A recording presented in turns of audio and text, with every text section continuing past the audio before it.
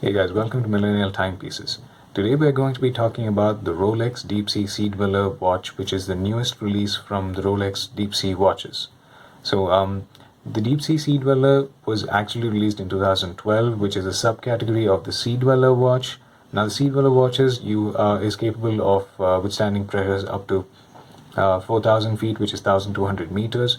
But the Rolex DeepSea that was recently released is capable of withstanding pressures up to 12,800 feet. Yeah, let's go into it. Now, the Rolex DeepSea, it's a subcategory of the Sea Dweller watch. Now, it was recently released in two variants, the blue color dial and the black color dial, as an honor to James Cameron's dive into the Mariana Trench, which was around 11,000 feet or something. Now, to talk about the watch itself, well, it's a solid piece, guys. I mean, it's got your basic Rolex divers watches things. I mean, to start off, it's got that ceramic bezel with that marking on top, which is also luminescent. And yes, you can rotate it, obviously. And it's got that design on the corners as well. It's got the original escape valve written on it. It's got the Rolex symbol on the dial. It comes with the Datejust but what you would normally see in a Datejust is that it has a Cyclops eye, but in this one it usually doesn't, although you can configure it. You can configure your own Rolex and make sure that they give you a Cyclops eye. Now the watch body, it's a pretty thick body, guys, and it actually kind of makes sense why. It's kind of thick, and the reason it is so big is because it is supposed to withstand pressures up to close to 4,000 meters, 3,900 to be exact. I mean, you cannot have a thin watch and expect it to withstand much pressure. If you want a thin watch, you might as well go for a plain Rolex Oyster. But this one is meant for the deep sea divers. Now, it's got that shiny look to it. It's got a helium escape valve, and the crown is protected with the protectors. I don't know what you call it, but it's something that didn't exist in the old watches. So now the crown is actually a little bit smaller, and it's got the protectors on both sides. Now coming to the dial. The dial, it comes in two variants. One is blue that merges into dark blue and then black, and then another one which is just simple plain black. It's got the Rolex crown on it. It has the Oyester Perpetual deep sea wordings written on it, the specifications as well. And the indices and the needles, well, it's actually steel, but it's also got the bioluminescence, and the luminescence is pretty great on Rolex watches. I gotta say, I'm pretty impressed about it. Now coming to the back of the watch, well, the case is actually titanium, guys. It's got a titanium back casing, and it's supposed to be really strong. It's almost imperceptibly flexible because of the alloy, and since it has got a titanium back casing, it is able to withstand really deep, really high pressure when it comes to deep sea diving. Now coming to the ring lock system that makes the body.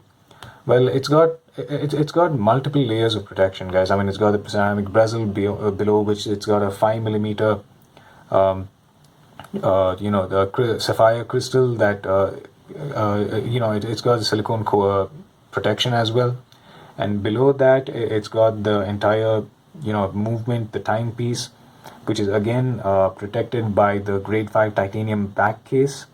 So this entire ring lock system, what they call it, is kind of patented by Rolex, and this is what makes it a waterproof watch. This is what makes it a perfect diver's watch, which is also what makes it the heaviest, one of the heaviest watches that you will be wearing, perhaps.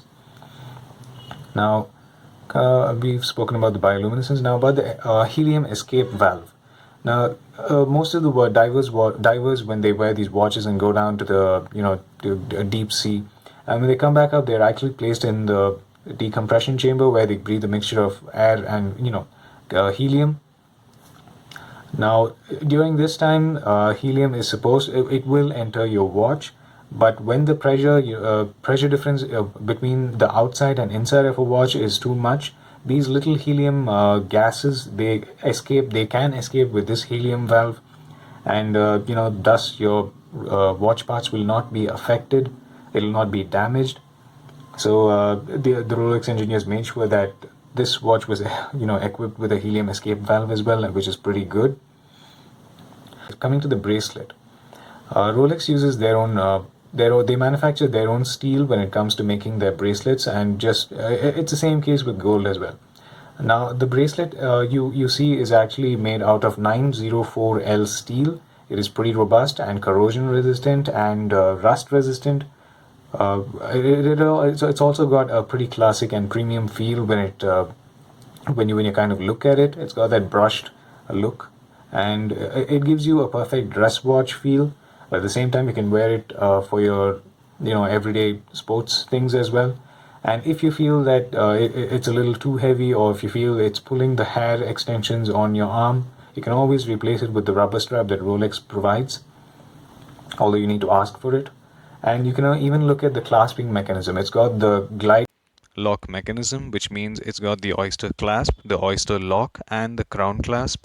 And as you can see, it's also got that robust toothed panel under there, which can be increased to 20 millimeters with each increment of 2 millimeters each.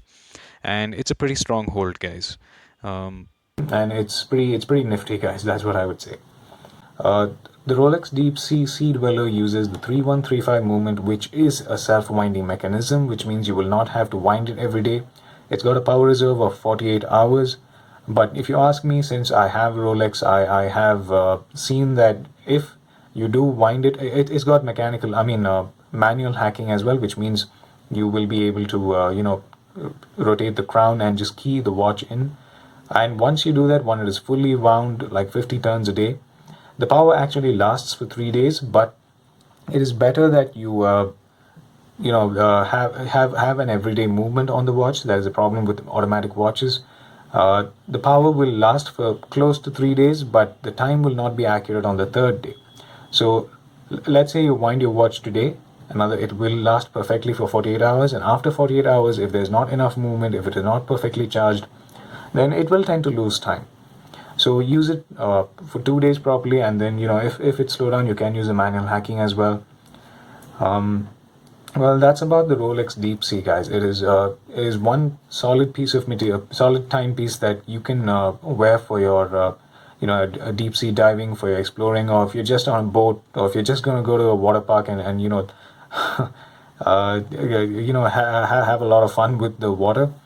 Then yes, you can go for this, although there are other waterproof Rolexes as well. Now this watch is completely and solely meant for deep sea diving. You can go up to 4,000 meters, 3,900 meters safely, without it getting any damage. It comes in a 44 millimeter case, but like I said, you can configure it to a smaller casing. That is a feature provided by Rolex to us. Now, yeah, that's it about the Rolex DeepSea Sea Dweller, guys. If you like the video, hit the like button, share, follow, and subscribe. Take care.